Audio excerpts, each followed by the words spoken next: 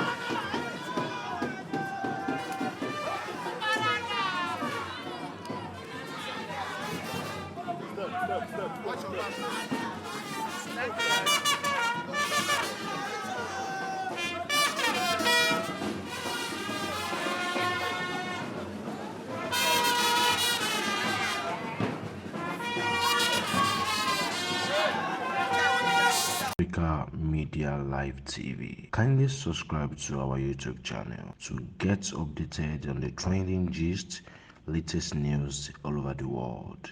Like our page, subscribe, and share with friends. Thank you.